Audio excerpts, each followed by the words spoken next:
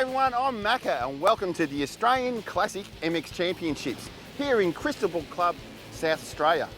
Now let me give you the rundown on events. It's basically what the name implies, classic motocross bikes from 1960 to pre-85 period with different engine capacities from 125 to over 500cc. And there's not only two-wheeled bikes here today, but back in the day they rode sidecars on motocross tracks, which are also here today. Now, pre-85 is a truly classic era of Australian motocross history, with the Mr Motocross Series being one of the biggest sporting events in the country. Names like Gall, Gunter, Leask, Vandenberg, all fighting for that prestigious title, Mr Motocross. No wonder the crowds were 3 rows deep at the races. Now, come with me and we'll check out one of those bikes. It's a 1981 Suzuki RM 465. It's a bike that I used to race back in the day. It's always been a home favourite.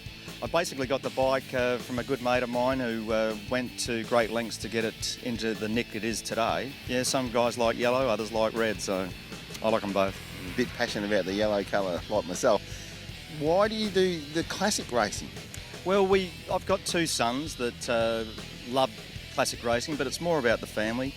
It's about keeping everyone together, and you know, motorcycling, as you know, Macca, is a fantastic family-orientated sport. Do the young guys have a go on the old bikes? Oh, absolutely, yeah, they love it. You'll see it today, you know, like they've got a bit of a modern flair going when they have a ride on the bikes, whereas us old schoolers get on there and it's the old school style. So it's completely different, but at least we can mix it up with the boys.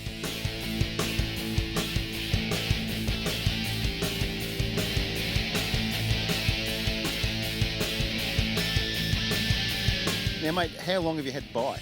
I've had bits of that bike for a long time, but I've also had bits of that bike for only days. The tank I lent from a guy from Tasmania that came over for this event, so it's something borrowed, something blue, and however else the story goes.